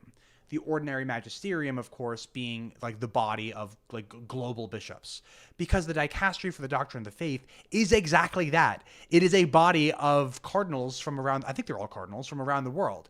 So if there's a statement that's put out by the Dicastery for the Doctrine of the Faith and it's signed by the Pope, which this one was, oh man, the argument for the ordinary magisterial infallibility applying to that document is like super, super strong. Like equally as strong as like canonization infallibility. So if so faith because reason might be kind of maybe tacitly admitting that slavery per se is actually not immoral. I staunchly disagree. I think that Brenden staunchly disagrees. If you're saying what's the actual issue, I will say that the actual issue is owning another person as if they are property. Well, and like, I'll add a little nuance into this, right? So there's enough forms of slavery that, sure, you might be able to argue that something, I mean, like, you could argue that, say, prisons using labor isn't immoral. Okay, right? You can maybe argue that some forms of slavery are less immoral than others, and might even be able to push it into like stretching the definition of slavery itself until it covers some things. So let's talk about biblical slavery. Because in biblical slavery, right, you aren't allowed, no, you're not allowed to own a Hebrew as a chattel slave. Good on them. You couldn't do that in any other society either, right? What you can do is you can own a Hebrew as an indentured servant, right? If they're a male, you can give them a wife, and if they have a child, when he leaves, his wife and child stay in slavery. And the only way he is allowed to then be with them is if he gives himself willingly as a chattel slave. So, there's that. Okay, cool. So the child born into slavery is a slave. Didn't have a choice, not their option, right? Oh, also, a Hebrew man can choose to pay his debt not by letting himself become enslaved, but by selling his daughter. If he sells his daughter, the master can either force her to marry him, force her to marry his son, or sell her back to the family. If he just refuses to try any of those three things, then he has to let her go, right? That's rape. That is rape. And it is very explicit too if she is one of his wives, right? So if he forces her to marry him, that's also not necessarily his only wife. And chattel slavery is still allowed outside of the Hebrews. You can go buy a chattel slave from another nation, right? And they have no rights. They are just your slave for their life. Their children are your slaves for life. They are chattel slaves. By the way, within your slavery, you are also allowed to beat your slaves as long as you don't destroy an eye and they don't die in a day or two, right? Mm-hmm. They die on the third day, totally fine. Yeah. Absolutely. Yeah. Right? If they starve to death, which, by the way, all of these laws are the laws that were used in the American South, right? In the American South, if you beat a slave to death, you get punished. You know what they did? They just chained them in the shed. Let them starve. I didn't beat them to death. What? They just, fell over. What can I do about it? Right? So the laws of the Old Testament are no more just than the laws of American slavery in the South, and include chattel slave, sexual slavery, right? Because that's not even talking about, there are also verses on what to do with war prisoners, right? If you go and you take over a place, if you find a beautiful woman, congrats, she's yours. You have to, well, there's even one passage specifically where they're going to be going in and God tells Moses, hey, kill everyone who aren't the young virginal girls, which, by the way, the way to check that is traumatizing by itself, right? Already horrifying. Take those for yourself. You give them 30 days to mourn their family that, given the fact that you found her, you probably murdered. Give her 30 days to mourn that, and then take her. She's yours. Do what you want. The only consideration given to her is if you get tired of her, you're free to cast her out. Absolutely. Just make sure you don't do it in a way that's humiliating, okay? So, sure, maybe you can make an argument that slavery under some definitions and some lights is okay, but biblical slavery is specific. Faith because of reason says in that passage, Moses says take the virgins. God never says that. I'm going to push back here. God is speaking through Moses in pretty much the entirety of that passage of Exodus. So I believe that was Exodus that, no, I could be wrong about that. But when Moses is speaking these things, I think that the actual text says something to the effect of Yahweh said through Moses or something like that. And then also I just want to point out, so I'm an anti-realist about morality, so I get weird about the word moral and immoral. But what I said to Faith because of reason was something to the effect of, I want to maximize the well-being of humans. I don't think that slavery maximizes the well-being of humans. And Faith because of reason agrees. Yes, Faith because of reason also wants to maximize the well-being of humans. And also I probably agrees that slavery doesn't do that. So, okay. I don't know where else to go with that. So I did just look at the passage. Oh, yes. Perfect. Okay. In that specific passage, I don't know if you froze or if I froze. Oop. Can you guys still hear me? I hope I didn't lose the whole stream. I'm probably okay, right? Can you hear me? I can hear you. Okay. Let's see. Okay, cool. Now we're better. Okay. Yeah, so I did just look up that passage, and yeah, it does specifically say Moses said to them, right? So, sure, maybe you can make that argument. The problem is that that's the second passage in which we get that kind of slavery, right, of women who are captives. And the other one is not Moses speaking to the people. It is, this is the law of how you are to act when you go to war. And part of how you are to act when you go to war, by the way, it includes, like, if they refuse to surrender, you slaughter all of them. Cool. Genocide is great, right? But specifically, God says in the law there, yeah, if you see women that are beautiful, take them. They're yours. In fact, one might argue that at least the passage with the virgins clarifies that they have to be virgins, right? In theory, the other one allows you to see a woman who's beautiful, kill her husband, and take her. Or not even kill the husband, just take her, right? Like, there's no clarification there that they can't be married or they have to be virgins. So, in theory, the one that Moses says is somewhat better. Yeah. Still right. I will hear sometimes proponents of, like, everything in the Bible is more or less fine. We'll say something to the effect of this.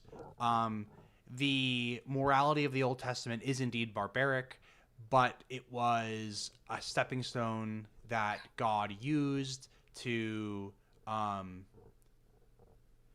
faith because of reason is also not a moral realist. So faith because of reason says, I'm not a moral realist. I don't think that anything is immoral. So, I mean, I'm not a moral realist either. Sometimes I think that when people are talking about morality, what they're talking about is just human well-being. But I think that different people mean different things when they talk about morality. So I think that's why it's so difficult to talk about. So I might offhandedly say something like, yeah, slavery is wrong. And by wrong, all I mean is it's bad for human well-being. So when we're arguing here, like, what's so bad about slavery? Well, if by bad we just mean, like, well, it does not maximize human well-being, then there we go. It's just, what's so bad about it? It doesn't maximize human well-being. If you don't care about human well-being, very well. I can't really convince you that you should care about human well-being.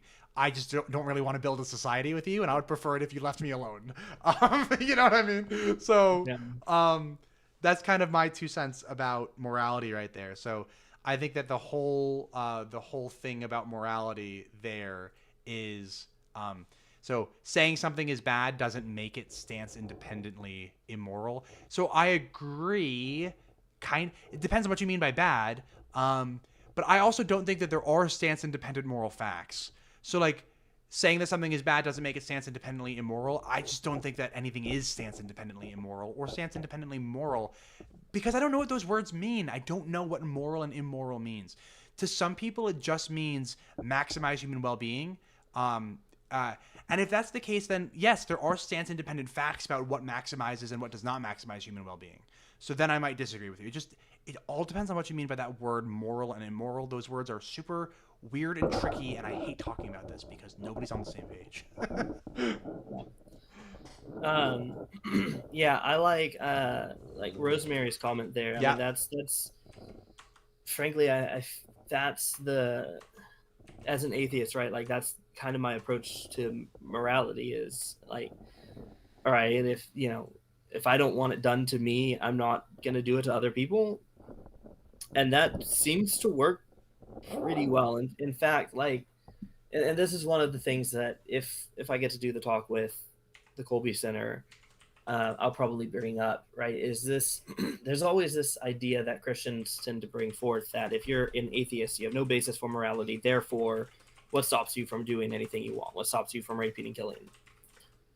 To which, like, my first argument is I don't want to, right? Like, I kill as many people as I want, which is 0. Yeah. I don't want to kill anybody. Yeah, like, if you want to, and the only thing stopping you is religion, please stay religious, please. But secondarily to that is, when we look at something like slavery in the Old Testament, there's a reason, for instance, that the group, I'm sorry, I've already forgotten the name that you just mentioned, specifically says you can't, enslaving children who are born into it is wrong. The Bible doesn't say that. Therefore, they're not getting their sense of morality from the Bible. They're reading their sense of morality into the Bible. Yeah. Right. So that means they're also getting their sense of morality from something other than the Bible. They just choose to use the Bible for a few specific instances in which the rest of society disagrees with them. But they're not getting their morality from the Bible, And I will say that that's something that I think that the Catholic Church has been leaning into more recently. So Daniel chimed in earlier being like, look, guys, I don't lump me in with the rest of these Catholics. And 100%, we should not be lumping in Daniel with the rest of the Catholics. And, frankly, shame on me. We shouldn't be lumping any kind of Catholics all into one big bucket. Catholics are not some monolith. But Daniel has this really, really cool mindset that I think is, I'm going to lovingly call it like a Vatican II mindset, where it's like a constant spirit, like a constant Reformation spirit almost. Nothing's off the table. Like, theism should be on the table. Like, we as Catholics shouldn't be afraid to be like, yeah, maybe theism is false. Like, maybe we should all be atheist Catholics. And I think that's like so radical and so awesome. And I'm just like such a huge fan of that project. Sometimes I refer to that as like the Jesuit project. Like I pick on my Jesuit friends, but all that besides the point, I think that I don't even remember where I was actually going with this, to be honest, but Catholics are not a monolith. And, and that's the cool thing about, I think, what the Catholic Church can do is they don't have to rely on scripture. Like you said, like, Catholics don't look at scripture the same way that like fundamentalist Protestants might. And that's a strength. And I kind of hope that the church kind of leans into that even more in the future. That's my 2 cents. Yeah. Yeah. I agree. Yeah. Thaleen wants to know, the question posed to the atheist isn't what's stopping you from committing heinous acts. It's how can you define these acts as heinous objectively? I personally can't, and I don't. If heinous means immoral, because I don't know what that word means. But heinous might mean to something like it's like staunchly opposed to human well-being. And if that's the case, then great. Like, then I do staunchly oppose it. But yeah, if you're new to philosophy, I think this is a great example of the fundamental sameness across all of philosophy. And that is that if we're asked a question, number one thing is, well, okay, but how do we define that? Right? Like, what's that really mean? And I would agree with that, right? Like, this is one of the reasons why sometimes it's difficult for me to talk about science, right? Like, a mutation is not good or bad. It is beneficial or deleterious, and only in how it allows for fitness in its current environment, right? Like, yeah, if we want to talk about objectively, right, saying something is good or bad, moral or immoral, heinous, those are all very coded words that on a technical level mean moral or immoral and refer to a morality system. So in that case, yeah, I can't say that an action is good or bad, heinous or not, right? But in the colloquial in which I'm saying, is this something that is causing massive amounts of harm, which is kind of what heinous means, right? Is it something causing massive amounts of harm, pain, and suffering? Like, yes, I can say that some things are causing mass harm and suffering. And so by that, I can say colloquially, yeah, it's heinous, even if I would also agree that there's not an objective moral standard that we can hang on to. Yeah, I'll sometimes refer to that as speaking with the vulgar. Vulgar not meaning like cursing, but like the vulgate, the common folk. Or just speaking fictionally. Like I will often say something to the effect of like, oh yeah, that's moral or immoral, even though I often call myself a moral anti-realist. When I say that something is moral or immoral, I'm speaking fictionally. I'm speaking with the vulgar. And I don't think that anybody should get like all caught up in like the language that they use in day-to-day life. You know what I mean? As long as everybody understands each other, like, Yeah. close enough. That's my mindset anyway. Close enough. Yep. Yeah, I mean, frankly, like, unless you're going to involve yourself in deep academic conversations, debates, like, the kind that we've done, right? Like, knowing how to differentiate between saying something is objectively morally wrong and me saying, hey, man, taking my candy out of the candy bowl was wrong, right? Like, Right. knowing that is usually not important. Yeah. So if you're new to philosophy, if you're wanting to get deeper into it, keeping those distinctions is important. But in day-to-day speak, yeah. And that's one of the things that really frustrates me when talking to a lot of theists is they love to do that sort of, you use this word and this word means this, right? It's the equivocation fallacy, right? So, genetic code needs a coder. I know. Therefore, there must be divine intelligence, right? That bothers me to no end. Yeah, it's because like we'll use words and colloquialisms because it's our society. And I don't mean by saying, genetic code is really cool, that therefore it has an intelligence. No. Yeah, and sometimes I get the feeling that these people who are talking about genetic code literally think that like thymine is like just like a giant T that sits like in your cell, and and cytosine is a C and guanine is a G. You know what I mean? Like, and like it's like legitimately it's strings of letters that are somehow in your. And it's like no. These are molecules, okay? Like, and they're covalently bonded to one another, and they're on opposite sides. And the what is it? The link that links them, is it dipole bonds? I don't remember, but I haven't taken a biology class in forever. But it's like, no, we understand what DNA is, and it is not computer code. It's a string of molecules arranged in a double helix. Like Yep. Like it's not the same thing.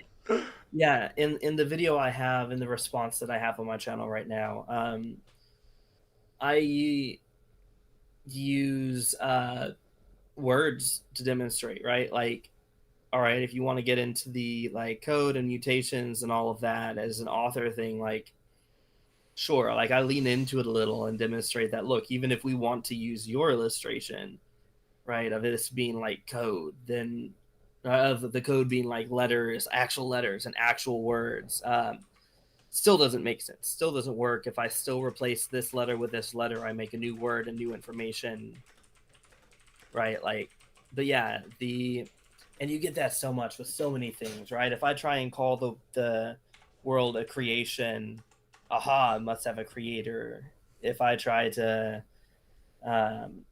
talk about something as being morally good or bad, you can't have morality, you're an atheist, you must be borrowing that from God, right? Like, even the Christianity has been so pervasive in our society that our language is necessarily religious at points or religiously based at points. But then if I use the language that I speak, it's a trap, you've been caught. Like, no. And saying goodbye is not me really abbreviating God bless you either, right? Like, I can speak in the language that I grew up in and not be like subtly affirming Christianity the whole time. Mac says, God was such an intelligent designer, he had to ask you to cut off parts when he was done. Oh, Mac. That was good.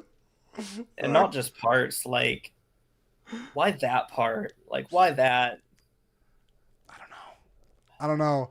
And then Rosemary has a very good point.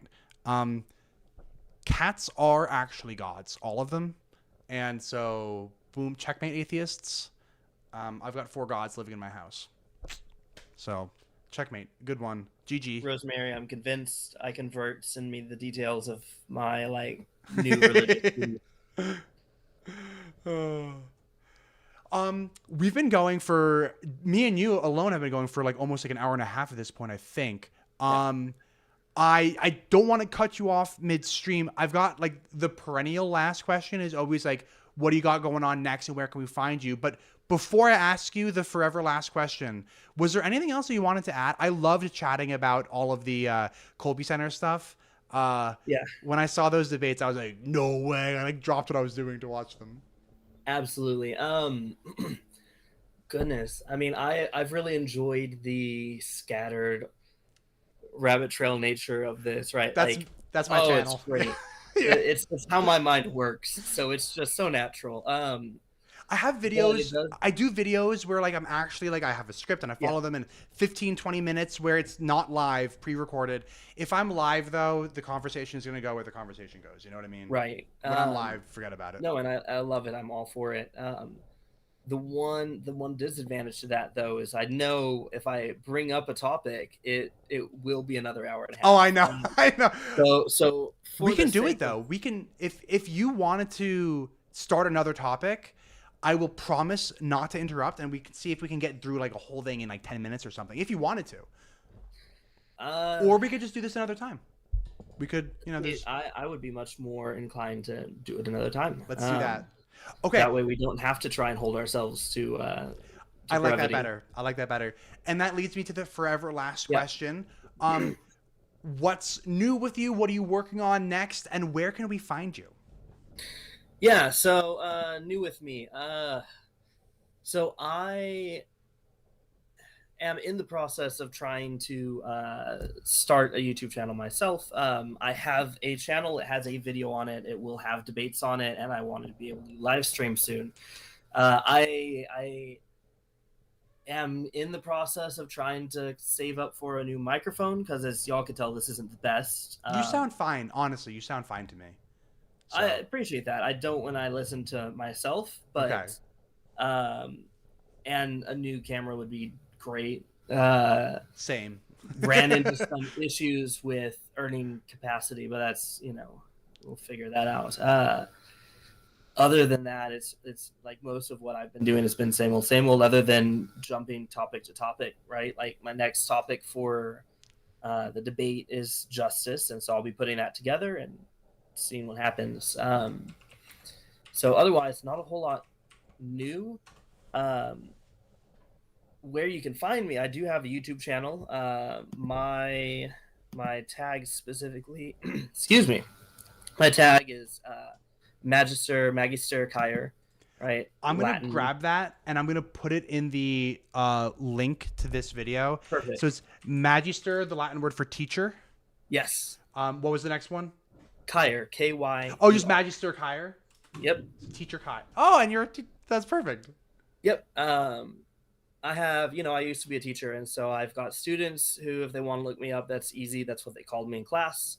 And I have things planned for the channel, right? I'm planning to do streams. There's a series that I'm wanting to put together comparing different religious individuals' experience with their religion, right? Because, like, I got inspired. I was talking to a couple of Mormons, and then I talked to my evangelical friends, and both of them, for them, the biggest reason why they believe their religion is an experience, and their experience was the same, like almost word for word, right? Which then brings the question, okay, like, how do you know your experience is unique? And I think that having a platform to discuss their experiences is going to be a really cool way, one, for stories to be heard, but also two, for people to see, hey, I'm not unique in this, right? Like, other people feel like they have the same, and hopefully that can lead to those questions of what makes my experience different than this person's exact same experience. So yeah, check me out there. I have things planned. I plan to do live streams coming up soon. I just put your channel in the live chat, and I'm gonna go ahead and edit the actual what makes my experience description different, so that we can put it in the description of the video as well as the live chat, because live chat's good for people now, but the video description is going to be good for people who watch the replay. I appreciate it. Yeah, so I'm excited about all that. Like, I've been rearranging everything in the room to try and make a nice little studio area, um, researching what equipment to get and trying to teach myself some basic programming stuff. So my videos that are scripted don't just look like PowerPoint presentations with a voiceover, because it's a PowerPoint presentation with a voiceover. Yep. What I will say, not that I have any success at all on YouTube, but there is no way to learn it like just by doing it. Like if you waited until you were ready to get started, you would never start. So instead, just start today with whatever you have, and then learn how to edit as you're editing. You know what I mean? Like that's and one of the things that's been really great is things like this, right? Like I went on the CVS podcast not long ago and did an episode there. That was the first place that I watched you. So David sent me your contact info. I'm like, oh, so he did an episode. I watched your episode, then I watched the debates. So I appreciate it. Yeah, right. So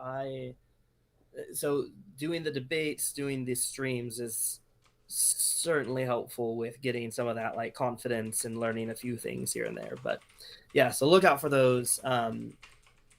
Otherwise, I don't have much of a social media presence, so you'll find me on YouTube, and I have a Facebook, and that's going to be about it. Awesome. Awesome.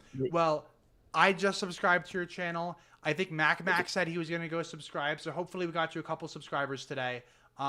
I look forward to seeing the videos that you put out, and I also look forward to, if you're up for it, doing a live stream on your channel one day when you get that. Oh, I'm so down. Let's do it.